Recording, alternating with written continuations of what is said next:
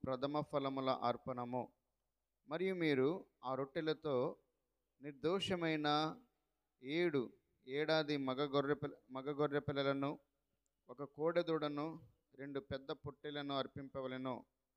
అవి వారి నైవేద్యముతోనూ వారి పానార్పణములతోనూ దహనబలి అయి యెహోవాకు ఇంపైన సువాసన గల హోమమగును.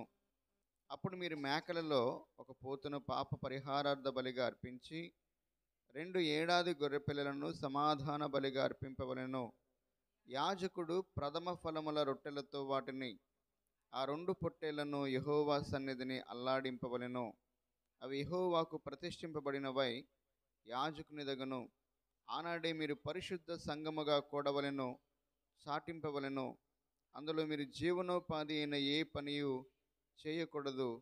ఇది మీ సమస్త నివాసములలో మీ తరతరములకు నిత్యమైన కట్టడ. బైబిల్ గ్రంథంలో దేవుడు నియమించినటువంటి పండుగలను గురించి మనం ధ్యానం చేసుకుంటా ఉన్నాం. ఈ పండుగలను యెహోవా పండుగలు అని పిలుస్తారు. పాత నిబంధనలో ఇశ్రాయేలు ప్రజలు ఐగుప్తు దేశంలో నుంచి విమోచించబడిన తరువాత దేవుడు వారికి 7 పండుగలను నియమించాడు. ఆ 7 పండుగల యొక్క ముఖ్య ఉద్దేశం, ఆ 7 పండుగలు దేవుడు ఎందుకు నియమించాడు అంటే, ఈ 7 పండుగలలో వారు దేవుని యొక్క ప్రేమను, దేవుని యొక్క కృపను, దేవుడు వారి పట్ల చేసినటువంటి మేలులను, ఉపకారాలను మర్చిపోకుండా వారు దేవుని బట్టి సంతోషిస్తూ, వారు దేవుని యొక్క సంఘముగా, దేవుని యొక్క పరిశుద్ధ సంఘముగా వారు కూడుకుంటూ, వారు దేవుణ్ణి మహిమపరిచే వారుగా ఉండాలి అనేది దేవుని కోరిక. అందుకని దేవుడు వారికి పండుగలను ఏర్పాటు చేశాడు. పండుగ అనగా సంతోషించే సమయం. అంటే దేవుని ప్రజలైనటువంటి వారు దేవుణ్ణి బట్టి, దేవుడు వారిపైన చూపినటువంటి ప్రేమను బట్టి, దేవుడు వారి జీవితాల్లో చేసినటువంటి కార్యాలను బట్టి వారు సంతోషించే వారుగా ఉండాలి. అంతేకాకుండా వారు దేవుని మహిమపరిచే వారుగా ఉండాలి అనే ఉద్దేశంతో దేవుడు నియామక కాలములు అని కూడా పిలుస్తారు. బైబిల్ గ్రంథంలో యేసుక్రీస్తు ప్రభువారు యూదులకు 7 పండుగలు నియమించాడు. ఏంటి ఆ పండుగలు?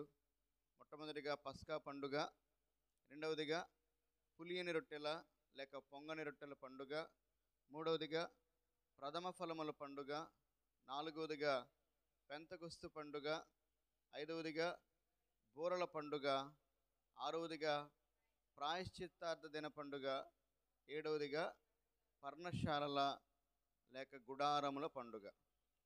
ఈ 7 పండుగలలో 7 పరమార్థాలు ఉన్నాయి. ఈ పాత నిబంధనలో ఇశ్రాయేలు ప్రజలు అక్షరానుసారంగా వాటిని అనుసరించారు. కానీ ఈ పండుగలన్నీ కూడా యేసుక్రీస్తు ప్రభువారిలో నెరవేరినాయి. అర్థమైందా? ఈ పండుగలన్నీ కూడా యేసుక్రీస్తు ప్రభువారిని గురించి మనకు నేర్పిస్తూ ఉన్నాయి.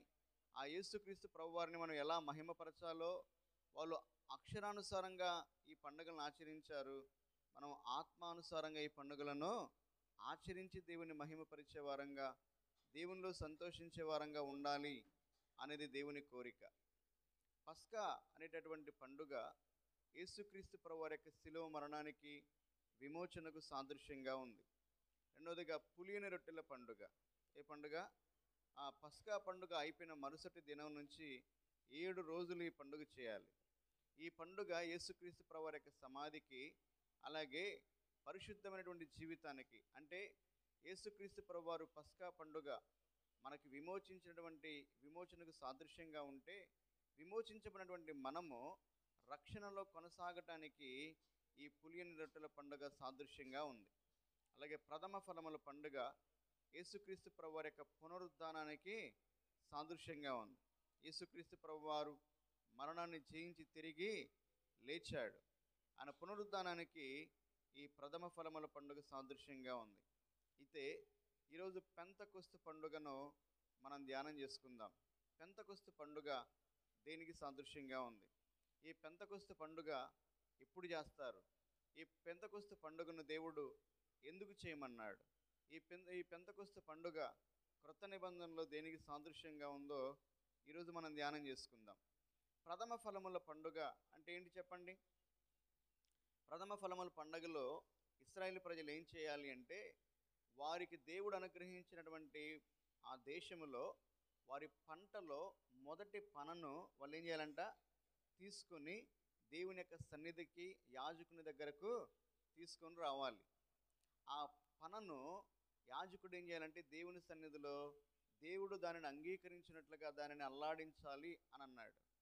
అంటే ఇశ్రాయేలు ప్రజలు ప్రతి ఒక్కరూ కూడా తమ పంట పొలములో ఉన్నటువంటి మొదటి పనను వాళ్ళు ఏం చేయాలంట, చేతితో పట్టుకొని గుప్పిళ్ళతో పట్టుకొని వారు దేవుని మందిరానికి రావాలి, ఇంటికి వెళ్ళకూడదు. అంతేకాదు, ఈ మొదటి పన దేవునికి అర్పించబడిన తర్వాత మాత్రమే వాళ్ళు ఏం చేయాలంట, రొట్టెలు కానీ అంటే వారు ఆహార పదార్థాలు తర్వాత పుచ్చుకోవాలి, కానీ దేవునికి అర్పించిన తర్వాతనే వారు ఆహారం పుచ్చుకోవాలి. అంటే మొదటిది దేవునికి ఇవ్వాలి, మొదటి ప్రాముఖ్యత దేవునికి ఇవ్వాలి అనేది దేవుని కోరిక.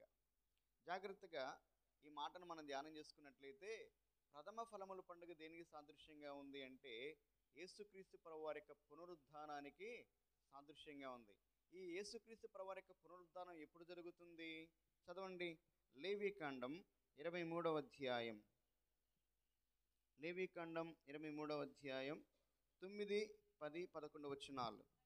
మరి యెహోవా మోషేకు ఈలాగు సెలవిచ్చెను, నీవు ఇశ్రాయేలుతో ఇట్లనము, నేను మీకిచ్చుచున్న దేశమునకు మీరు వచ్చి దాని పంటను కోయినప్పుడు మీ మొదటి పంటలో ఒక పనను యాజకుని యొద్దకు తేవలెను. యెహోవా మిమ్మును అంగీకరించినట్లు అతడు యెహోవా సన్నిధిని ఆ పనను అల్లాడింపవలెను. ఎప్పుడు ఇది చేయాలి అంటే, విశ్రాంతి దినమునకు మరుదినమున యాజకుడు దానిని అల్లాడింపవలెను. ఎప్పుడు చేయాలంట యాజకుడు దీన్ని? దేవుడు పాత నిబంధన గ్రంథంలో ఎంత స్పష్టంగా రాశాడో మనం నేర్చుకోవాలి. విశ్రాంతి దినమునకు మరుదినమున యాజకుడు ఈ మొదటి పనును ఏం చేయాలంట, దేవుని సన్నిధిలో అల్లాడించాలి. ఇశ్రాయేలు ప్రజలు పరిశుద్ధ సంఘముగా కూడుకోవడానికి దేవుడు వారికి నియమించినటువంటి దినం ఏంటంటే విశ్రాంతి దినము, లేక దాన్ని సబ్బాతు అంటారు. ఏమంటారు చెప్పండి? సబ్బాతు అంటారు. అయితే క్రొత్త నిబంధనకు దేవుడు సంఘముగా మనల్ని ఆయన ఆరాధన చేయడానికి ఏర్పాటు చేసినటువంటి దినం ఏంటో తెలుసా? విశ్రాంతి దినమునకు మరుసటి దినము అని ఇక్కడ స్పష్టంగా రాయబడింది. యేసుక్రీస్తు ప్రభువారు ఎప్పుడు మరణాన్ని జయించి తిరిగి లేచాడు?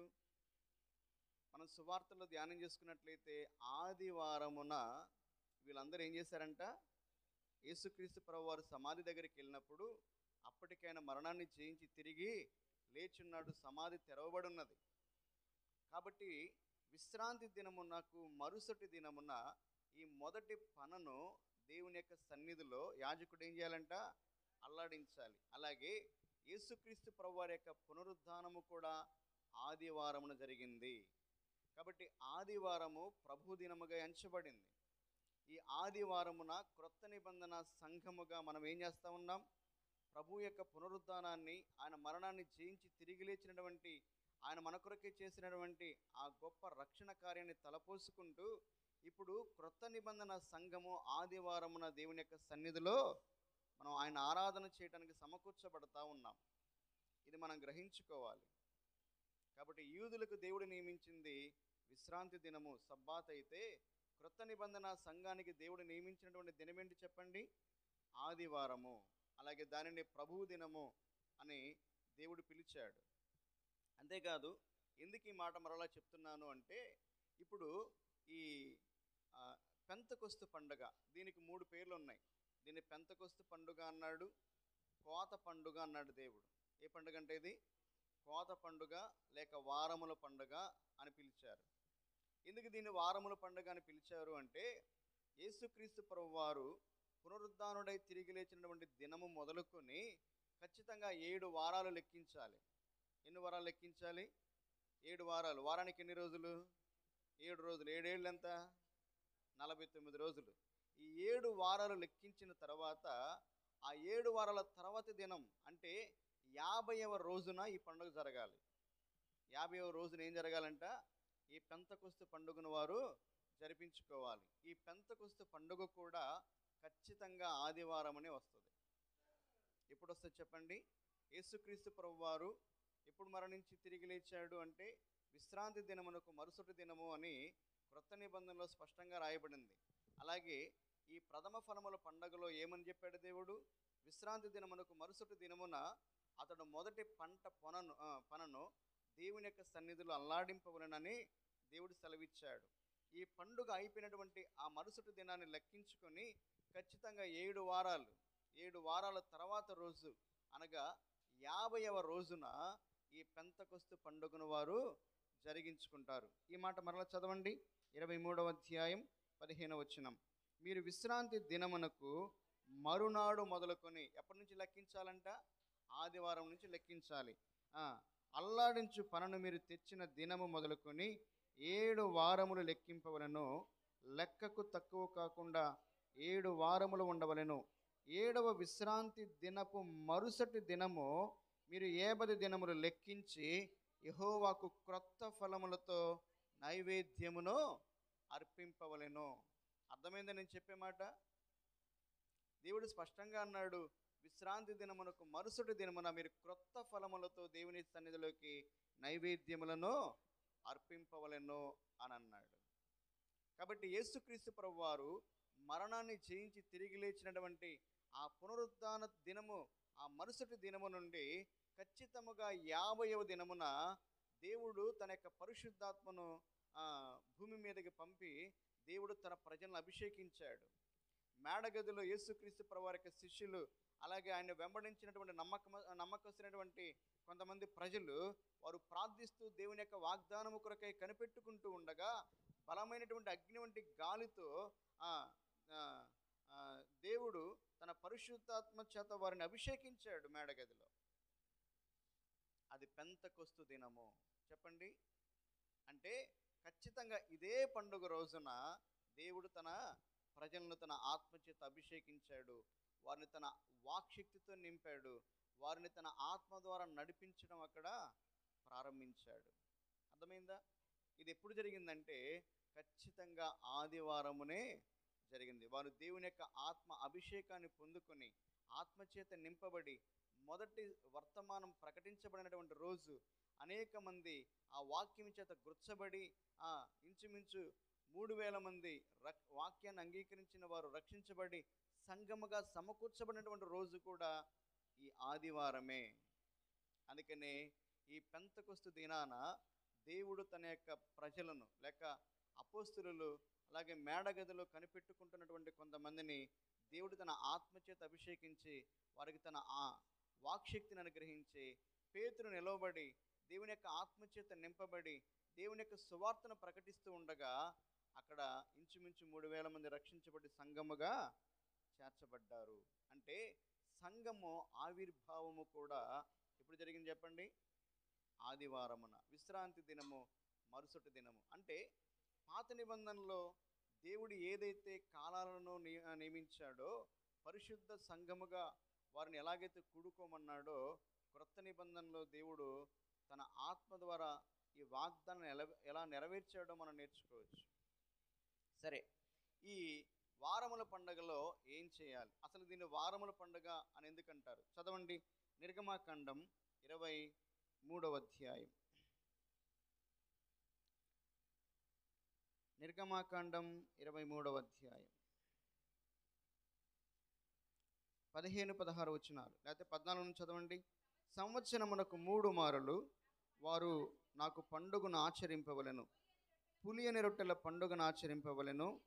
నేను నీకు ఆజ్ఞాపించినట్లు అబీబు నెలలో నీవు ఐగుప్తుల నుండి బయలుదేరి వచ్చితివి గనుక ఆ నెలలో నియామక కాలమందు 7 దినములు పులియని రొట్టెలను తినవలెను. నా సన్నిధిని ఎవడు వట్టి చేతులతో కనపడకూడదు. నీవు పొలములో విత్తిన నీ వ్యవసాయముల తొలి పంట యొక్క కోత పండుగను, పొలములో నుండి నీ వ్యవసాయ ఫలములను నీవు కూర్చుకున్న తరువాత సంవత్సరాంతమంతు ఫల సంగ్రహపు పండుగను ఆచరింపవలెను. ఈ కోత పండుగలో దేవుడు కోరుకున్నది ఏంటంటే, దేవుడు వారికి అనుగ్రహించినటువంటి పంటలో మొదటి పంటను ఏం తీసుకురావాలి? దేవుని సన్నిధిలోనికి తీసుకుని రావాలి. దీన్ని ఏమన్నాడు దేవుడు? ప్రథమ ఫలముల పండుగ. సరే, ఇది అయిపోయిన తర్వాత వాళ్ళు ఏం చేయాలి? తప్పకుండా కోత కోయాలి. ఈ కోత కోసిన తర్వాత, ఈ కోత కోసినటువంటి పంటను వారు నూర్చుకున్న తర్వాత ఆ పంటను వారు తమ ఇళ్లల్లో చేర్చుకుంటారు. ఇప్పుడు ఈ క్రొత్త పంటలో ఉన్నటువంటి ఆ ఆ క్రొత్త ఫలాలను దేవుని యొక్క సన్నిధిలోనికి తీసుకొని రావాలి. ఎందుకు తీసుకొని రావాలి? కృతజ్ఞతగా తీసుకొని రావాలి. ఎందుకు తీసుకొని రావాలంట? దేవుడు మమ్మల్ని ప్రేమించాడు.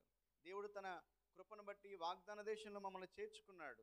దేవుడు మాకు మంచి భూమిని, మంచి వర్షాన్ని, మంచి వాతావరణాన్ని అనుగ్రహించాడు. విత్తనం వేసుకునే సామర్థ్యాన్ని ఇచ్చాడు. మేము మా పంట పొలాలని సాగు చేసుకుంటూ ఉండగా దేవుడు విస్తారముగా మా పొలాలని పండించాడు. దేవుడు మాకు అనుగ్రహించినటువంటి పంటలో మరలా దేవునికి కృతజ్ఞతగా మేము తీసుకుని వెళ్ళాలి అనేది నేర్పించడానికి దేవుడు ఈ వారముల పండుగను దేవుడు వారికి నేర్పించాడు. వీళ్ళు ఏం చేస్తారంటే, కోత కోసిన తర్వాత ఆ పంటలో క్రొత్త అంటే మొదటి వాటిని ఏం చేస్తారంట? మొదటి ఫలములను, అది ఏదైనా సరే, అది పండ్లు కానీ లేకపోతే వారు ఏ పంట అయినా ఏని, ఆ పంటలో మొదటి భాగాలన్నీ ఏం చేస్తారంటే వీళ్ళు దేవుని యొక్క సన్నిధికి తీసుకొని రావాలి. ఇప్పుడు దేవుని యొక్క సన్నిధికి తీసుకొని రావాలి అంటే వారు తమ యొక్క నివాస స్థలాలు విడిచిపెట్టి వారు దేవుని యొక్క సన్నిధికి వాటిని తీసుకొని రావాలి. అక్కడ వారు దేవునికి పరిశుద్ధ సంఘముగా కూడుకొని ఈ క్రొత్త పంటతో వారు దేవునికి నైవేద్యమును అర్పించాలి. ఎందుకు దేవుడు ఇది నియమించాడు? ఇప్పుడు చదవండి, ద్వితీయోపదేశకాండం 16వ అధ్యాయం 9వ వచనం దగ్గర నుంచి చదవండి. ద్వితీయోపదేశకాండం 16వ అధ్యాయం 9వ వచనం. 7 వారములు నీవు లెక్కింపవలెను. పంట చేనిపైన కొడవలి మొదట వేసినది మొదలుకొని 7 వారములను లెక్కించి నీ దేవుడైన యెహోవాకు వారముల పండుగ ఆచరించుటకై నీ చేతనైనంత స్వేచ్ఛార్పణములను సిద్ధపరచుకొనవలెను. నీ దేవుడైన యెహోవా నిన్ను ఆశీర్వదించిన కొలది దానిని, ఇక్కడ దశంభాగాన్ని గురించి దేవుడు చెప్పటం లేదు. దేవుడు ఏం చెప్తున్నాడంట? దేవుడు నిన్ను ఆశీర్వదించిన కొలది నువ్వు ఇష్టపూర్వకంగా నువ్వు దేవునికి ఇవ్వాలి. ఎందుకంటే దేవుడు నా పంటను సమృద్ధిగా పండించాడు. దేవుడు నన్ను ఆశీర్వదించాడు.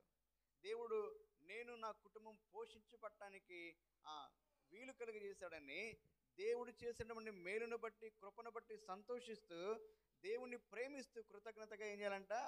స్వేచ్ఛార్పణలను నీవు దేవునికి ఇవ్వాలి. చదవండి, మరలా చదవండి 10వ వచనం. నీ దేవుడైన యెహోవాకు వారముల పండుగను ఆచరించుటకై నీ చేతనైనంత స్వేచ్ఛార్పణములను సిద్ధపరచవలెను.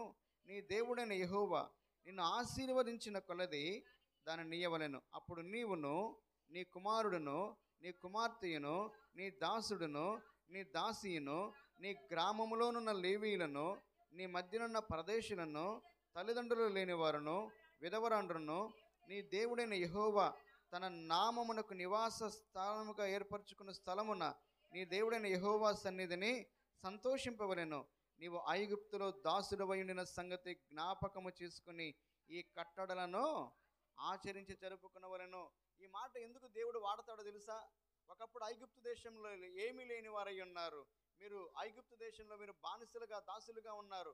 అంటే ఐగుప్తు దేశంలో వీరు నివసించినటువంటి కాలంలో వారి యొక్క దేహాల మీద కూడా, వారి యొక్క భార్య పిల్లల మీద కూడా వారికి ఏం లేదంట? అధికారం లేదు. అందుకనే వారు వేరే వారి యొక్క అధికారం క్రింద దాసులుగా, బానిసలుగా ఉన్నారు. ఇప్పుడు దేవుడు వారిని విమోచించడం, వారికి స్వాతంత్ర్యాన్ని ఇవ్వడం మాత్రమే కాకుండా దేవుడు వారికి కుటుంబాలను ఇచ్చాడు, దేవుడు వారికి దేశాన్ని ఇచ్చాడు, దేవుడు వారికి భూమిని ఇచ్చాడు, దేవుడు వారికి మంచి వాతావరణం ఇచ్చాడు, దేవుడు వారికి విత్తనాన్ని విత్తి దాన్ని పండించుకునేటువంటి సామర్థ్యాన్ని ఇచ్చాడు. ఇప్పుడు దేవుడు వారికి పంటను అనుగ్రహించిన తర్వాత, ఒకప్పుడు నేను దాసునిగా ఉన్నాను, ఒకప్పుడు నేను ఏమీ లేనివాడిగా ఉన్నాను, ఒకప్పుడు నేను ఐగుప్తు దేశంలో బానిసగా ఉన్నాను, నాలాంటి వాడిని ప్రేమించి దేవుడు ఈరోజు ఇలాంటి ఆశీర్వాదాన్ని అనుగ్రహించాడని వారు దేవుడు చేసినటువంటి కార్యాలను తలపోసుకుంటూ వారు దేవుని యొక్క సన్నిధిలో పరిశుద్ధ సంఘముగా కూడుకోవాలి. పరిశుద్ధ సంఘముగా కూడుకొని దేవుడు వారికి అనుగ్రహించినటువంటి పంట భాగములో మొదటి దానిని దేవుని సన్నిధికి తీసుకొని వచ్చి వారు దేవుని సన్నిధిలో దేవుణ్ణి ఆరాధించి దేవుణ్ణి మహిమపరచాలి. మనం నేర్చుకోవాల్సిన పాఠం నిన్న చెప్పాను, ఇప్పుడు చెప్తున్నాను. దేవుడు నీకు అనుగ్రహించినటువంటి దానిలో మొదటి దానిని, శ్రేష్టమైనటువంటి దాన్ని, మంచి దాన్ని దేవుని దగ్గరికి తీసుకొనిరా. పనికిరాని దాన్ని, నీకు పనికిరాని దాన్ని, చివరిలో మిగిలిన దాన్ని మాత్రం దేవుని దగ్గరికి తీసుకొని రామాక. ఎందుకంటే దేవుడు కోరుకుంటున్నాడు అట్లా. ఎందుకు మొదటి పనిని తీసుకొని రమ్మన్నాడు అంటే దేవునికి మొదటి స్థానం ఇవ్వాలి, దేవునికి ప్రాముఖ్యత ఇవ్వాలి. అంతేకాదు దేవుడిని అనుగ్రహించినటువంటి పంటల్లో ఎందుకు మొదటి దాన్ని తీసుకొని రమ్మన్నాడంటే దాన్ని నువ్వు కృతజ్ఞతగా నా దేవుడు నాకు ఇచ్చాడు కాబట్టి మొదటగా మరలా నేను నా దేవునికి ఇవ్వాలి అని తీసుకొని రావాలి. అంతేకాదు అన్ని నువ్వు దీన్ని మిగిలిందని దేవుడికి ఇస్తే దానివల్ల దేవుడు సంతోషపడ్డాడు. ఇప్పుడు ఈ పెంతెకొస్తు పండగలో కృతజ్ఞతగా మీరు నా సన్నిధికి తీసుకొని రావాలి, నా సన్నిధిలో మీరు నన్ను ఆరాధిస్తూ పరిశుద్ధ సంఘంగా కూడుకుని మహింపరచాలని దేవుడు కోరుకున్నాడు కదా.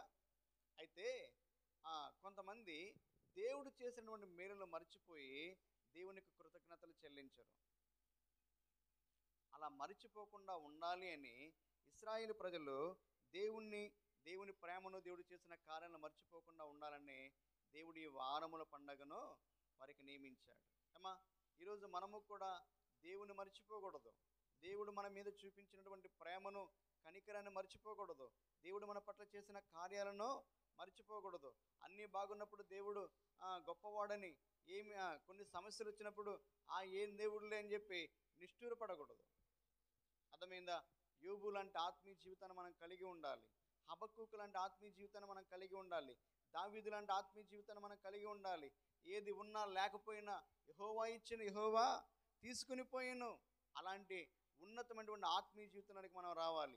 అంతేగాని దేవుణ్ణి మర్చిపోయి, దేవుని ప్రేమను మర్చిపోయి, దేవుడు మన పట్ల చేసినటువంటి కార్యాలను మర్చిపోయి కృతజ్ఞత లేని వారంగా మనం ఉండకూడదు.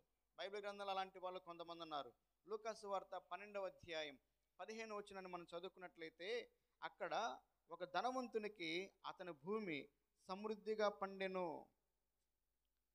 లూకా సువార్త 12వ అధ్యాయం 15వ వచనం, మీరు ఏ విధమైన లోభమునకు ఎడమియక జాగ్రత్త పడుడి, ఒకని కలిమి విస్తరించుట వలన అది వాని జీవమునకు మూలము కాదనెను.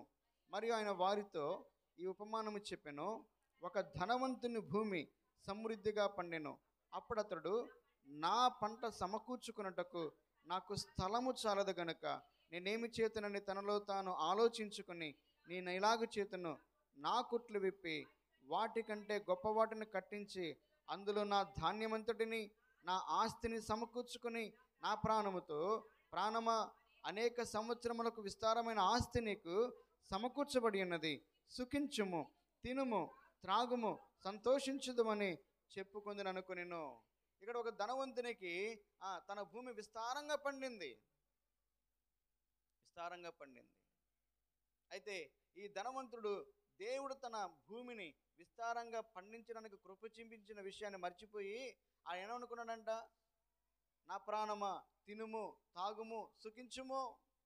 అంటే దేవుడు కానీ, రెండవదిగా తన తోటి సహోదరులు కానీ జ్ఞాపకం చేసుకోవాలా.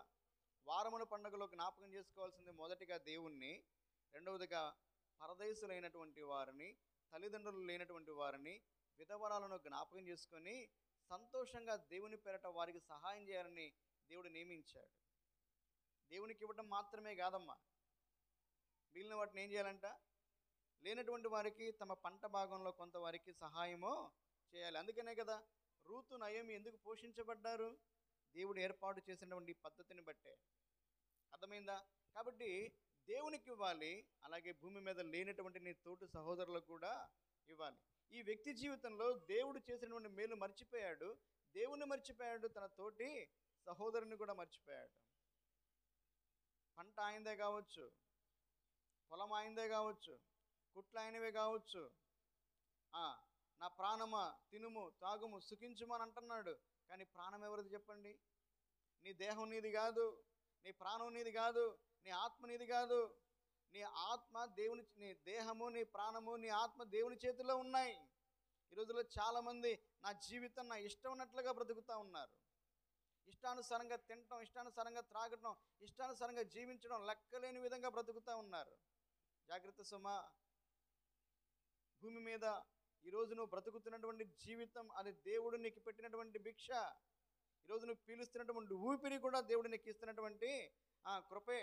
నువ్వు తాగుతున్నటువంటి నీళ్లు, నువ్వు తింటున్నటువంటి ఆహారం, ఇవన్నీ దేవుని ద్వారా నువ్వు ఉచితంగా పొందుకుంటూ ఉన్నావు. దేవుని ద్వారా నువ్వు అన్ని పొందుకుంటూ నువ్వు దేవుని మర్చిపోతూ దేవుని మహిమపరచకుండా నా ఇష్టం వచ్చినట్టుగా బ్రతుకుతానని నీ దేహాన్ని, నీ యొక్క బ్రతుకుని పాపపు క్రియలకు నువ్వు పాపపు క్రియలు చేయడానికి నువ్వు ఉపయోగించినట్లయితే ఒకానొక రోజు దేవుడు లెక్క అడుగుతాడు. దానియేలు గ్రంథంలో కూడా ఒక రాజు ఇలాగనే ప్రవర్తించాడు. ఆ రాజు పేరు బెల్షస్సరు. ఏం చెప్పండి ఆ రాజు పేరు? దానియేలు చెప్తున్నాడు, దానియేలు మహాభక్తుడు చెప్తున్నాడు, రాజా నీ ప్రాణమును నీ సకల మార్గములను ఏ దేవుని వశమున ఉన్నవో ఆ దేవుని నీవు మహిమపరచలేదు, కాబట్టి రాత్రే నీ ప్రాణం పోయిద్దన్నాడు. ఇక్కడ కూడా ఈ వ్యక్తి దేవుని ద్వారా మేలు పొందుకొని దేవుని మర్చిపోయాడు. అయితే దేవుడు అడుగుతున్నాడు, వెర్రివాడా నీ ప్రాణము ఎవరిది? నీ ప్రాణం ఎవరిది? ఎంతసేపు మన ప్రాణం? అర్థమైందా? నీ దేహము, నీ ప్రాణము, నీ యొక్క ఆత్మ, నీ ఊపిరి అది దేవుడు నీకు అనుగ్రహించినటువంటి కృప. అందుని బట్టి దేవుని నువ్వు మహిమపరచాలి. ఈ 2024 సంవత్సరం 11 నెలలు దేవుడు నిన్ను కాపాడాడే. మరి ఈ 11 నెలలు దేవునికి కనీసం కృతజ్ఞతగా ఏమైనా ఇచ్చావా? దేవుని మహింపరిచావా? దేవుని సంతోషింపజేసావా? కాబట్టి ఈ పండుగలో మొదట చేయాల్సింది ఏంటంటే దేవునికి కృతజ్ఞతాస్తుతులు చెల్లించాలి. రెండవదిగా ఏం చేయాలి? ఈ పండుగ దేనికి సాదృశ్యంగా ఉందో ఒక మాట చెప్పి ముగిస్తాను. చూడండి, లేవీకాండం 23వ అధ్యాయం. లేవీకాండం 23వ అధ్యాయం 16-17 వచనాలు. 7వ విశ్రాంతి దినపు మరుసటి దినము వరకు మీరు 50 దినములు లెక్కించి యెహోవాకు క్రొత్త ఫలములతో నైవేద్యమును అర్పింపవలెను.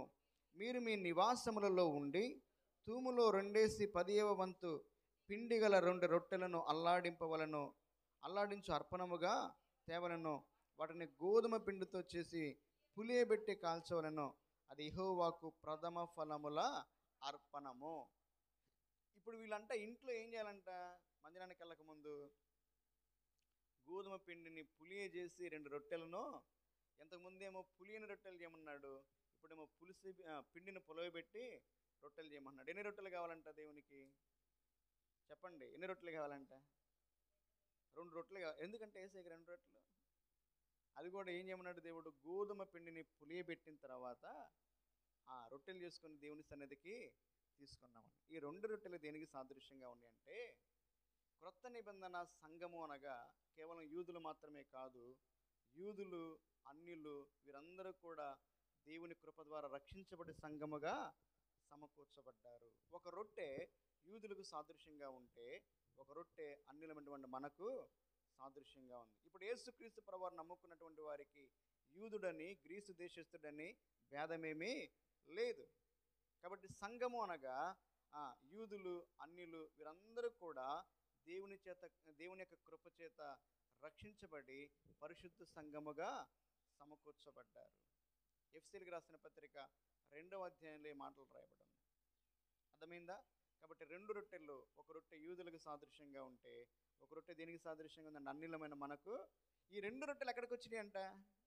దేవుని సన్నిధిలోనికి వచ్చినాయి.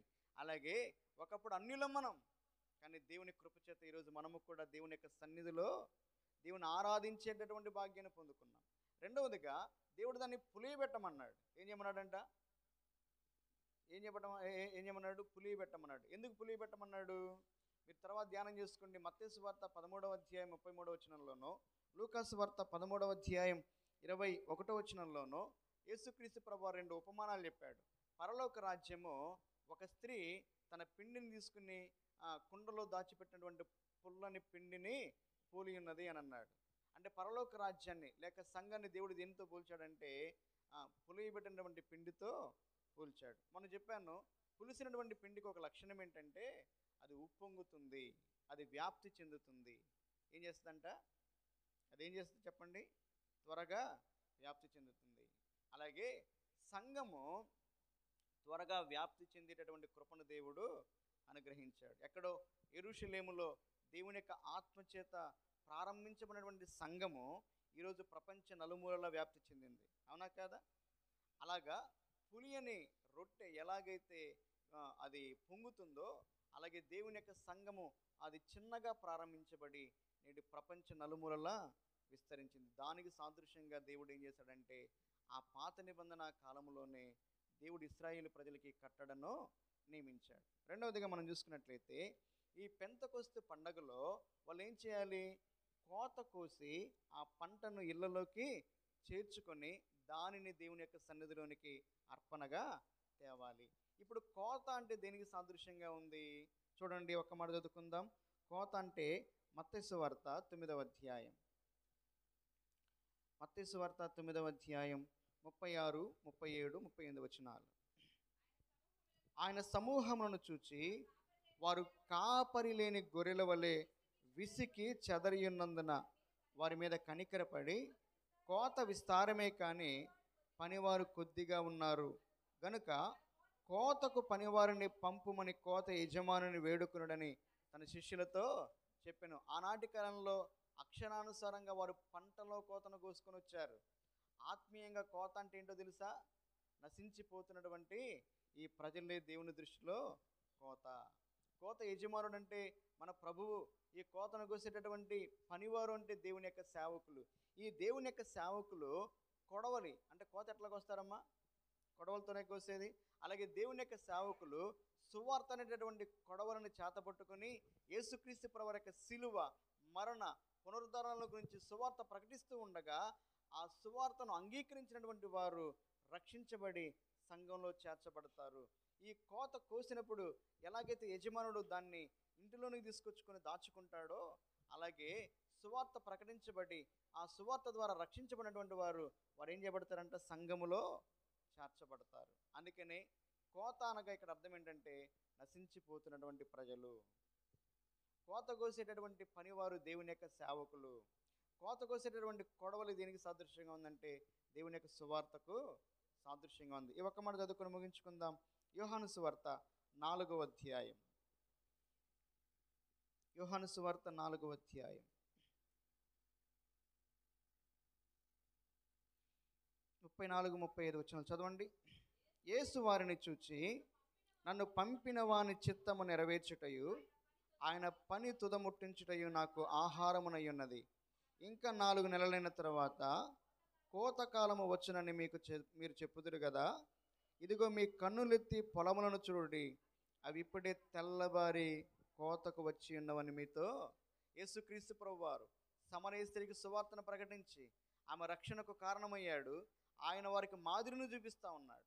ఇదిగో ఈ సమరయ ప్రాంతంలో రక్షణ లేని వారు ఎలాగైతే ఉన్నారో అలాంటి వారు ఎంతమంది ఉన్నారో చూడండి, మీ కన్నులెత్తి పొలములను చూడండి. అంటే ఇప్పుడు శిష్యులకు పనిని అప్పగిస్తూ ఉన్నాడు. ఏంటా పని అంటే మీరు కూడా సువార్త ప్రకటించి దేవుని కొరకై ప్రజలను సంపాదించాలి. అయితే ఈ అధికారాన్ని ఎవరు ఇవ్వాలి? ఈ శక్తిని ఎవరు ఇవ్వాలి? ఈ సామర్థ్యాన్ని ఎవరు ఇవ్వాలంటే దేవుడే ఇవ్వాలి. అర్థమైంది? అందుకనే కొరింథీయులకు రాసిన మొదటి పత్రిక 3వ అధ్యాయంలో పౌలు భక్తుడు అన్నాడు, మాకు సామర్థ్యమును అనుగ్రహించింది దేవుడే. ఏ సామర్థ్యము? సువార్తను ప్రకటించే సామర్థ్యాన్ని అనుగ్రహించింది దేవుడే. ఇప్పుడు ఈ సామర్థ్యాన్ని పొందుకోవాలి అంటే ఈ శిష్యులు ఏం చేయాలి అంటే దేవుడు అన్నాడు, ఆయన ఆరోహణమైపోతూ ఉండగా మీరు దేవుని యొక్క వాగ్దానము కొరకు యెరూషలేములో కనిపెట్టుకుని ఉండండి. మీరు కనిపెట్టుకున్నప్పుడు దేవుడు తన ఆత్మ ద్వారా మిమ్మల్ని అభిషేకిస్తాడు. పరిశుద్ధాత్మ మీ మీదకి వచ్చినప్పుడు మీరు శక్తిని అందుతారు. అప్పుడు మీరు ఈ భూమి అందంతటా నలుదిక్కులా నాకు సాక్షులై ఉంటారని చెప్పాడు. ఈ సువార్త చేయడానికి ముందుగా వాళ్ళు ఏం చేయాలంటే తప్పకుండా ప్రార్థనలో కనిపెట్టుకోవాలి. ఈ పెంతెకొస్తున్నాడు వారందరూ ఏకముగా కూడి దేవుని ఆరాధిస్తూ దేవుని సన్నిధిలో ఎలాగ దేవుని మహింపరుస్తారో అలాగే ఈ పెంతెకొస్తున్నాడు ఈ అపోస్తలులు కొంతమంది దేవుని నమ్మినటువంటి బిడ్డలు మేడగదిలో వారు ప్రార్థన చేస్తూ ఏక మనస్సుతో ఏక భావముగా దేవుని యొక్క సన్నిధిలో దేవుని కృప కొరకై కనిపెడుతూ ఉండగా దేవుడు వారిని తన ఆత్మతో ఆత్మశక్తితో అభిషేకించాడు. అభిషేకం పొందుకున్న వారు శక్తిని పొందుకున్నారు. ఏ శక్తిని పొందుకున్నారంటే వాక్ శక్తి అని రాయబడింది. ఏ శక్తి అంట? మొదటిగా వాక్ శక్తి అంటే మాట్లాడే శక్తి. అప్పుడు పేతురు అనేక మంది ప్రజలు ఉండగా వారందరి ముందు బిగ్గరగా ఎట్లా మైకులు కూడా లేవు, ఆయన బిగ్గరగా వాక్యం చెప్తూ ఉన్నాడు.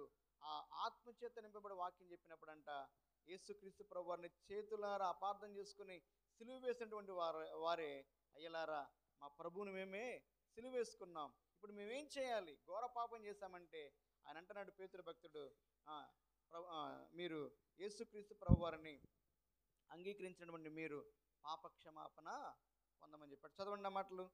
అపోస్తుల కార్యముల గ్రంథం 2వ అధ్యాయం. అపోస్తుల కార్యముల గ్రంథం 2వ అధ్యాయం 37వ వచనం. వారు ఈ మాట విని హృదయంలో నొచ్చుకొని, సహోదరులారా మేమేమి చేతుమని పేతురును కడమ అపోస్తులను అడగగా, పేతురు, మీరు మారు మనసు పొంది పాప క్షమాపణ నిమిత్తము యేసుక్రీస్తు నామమున బాప్తిస్మము పొందుడి, అప్పుడు మీరు పరిశుద్ధాత్మను వరమును. ఎంతమంది వాక్యాన్ని అంగీకరించారంట? ఇంచుమించు 3,000 మంది. ఆ తర్వాత మీరు అపోస్తుల కార్యముల గ్రంథం చదువుకోండి, 3,000 మంది, 5,000 మంది అయ్యారు, 5,000 మంది అనేక మంది అయ్యారు. ఈ సంఘము యెరూషలేము అనగా యూదయ, సమరయ, గలిలయ ప్రాంతముల యందంతటా విస్తరించింది. ఆ తర్వాత అన్య దేశాలకు కూడా ఈ సువార్త విస్తరించబడి అనేక ప్రాంతాల్లో సంఘాలు స్థాపించబడ్డాయి. పెంతెకొస్తు అనేటటువంటిది పరిశుద్ధాత్మ కొమ్మరింపుకు, సంఘ ఆవిర్భావానికి సాదృశ్యంగా ఉంది. ఈ సంఘం ఇంకా విస్తరించబడాలంటే నీకు నాకు దేవుడు అప్పగించిన పని ఏంటంటే మనము సువార్త పనిని చేయాలి. దేవుని యొక్క మందిరంలో సేవ చేస్తూ దేవుని యొక్క సువార్త పనిని మనం చేయాలి. అటువంటి కృప దేవుడు మనకందరికీ దయచేయునుగాక. మోకరించండి, ప్రార్థన చేసుకుందాం. రక్షించబడినటువంటి నీవు దేవునికి కృతజ్ఞతగా బ్రతుకుతూ ఉన్నావా? అది మొదటి ప్రశ్న.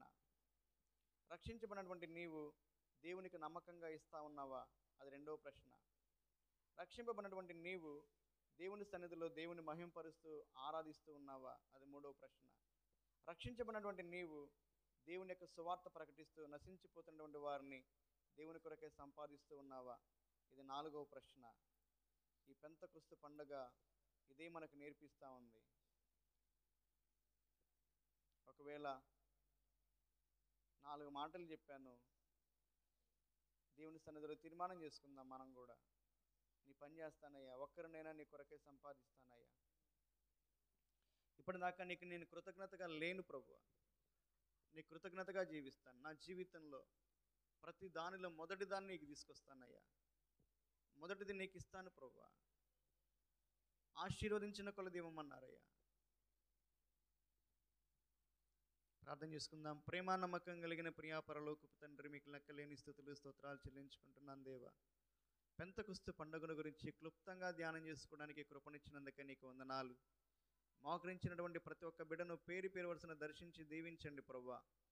అయా, వారు కూడా నిన్ను, నీ ప్రేమను, నువ్వు చేసిన కార్యాలను మర్చిపోకుండా నీకు కృతజ్ఞతగా బ్రతకడానికి కృపణ దయచేయండి. అలాగే మీరు ఆశీర్వదించిన కొలది వారు తమ సమస్తమైనటువంటి వాటిల్లో ప్రథమ ఫలములుగా నీ సన్నిధికి అర్పణ తేవడానికి, తద్వారా వారు నిన్ను ఆ విధంగా ఆరాధిస్తూ నిన్ను మహింపరచడానికి కృపణ దయచేయండి. అలాగే నశించిపోతున్నటువంటి వారు మా చుట్టుపక్కల అనేక మంది ఉన్నారయ్యా.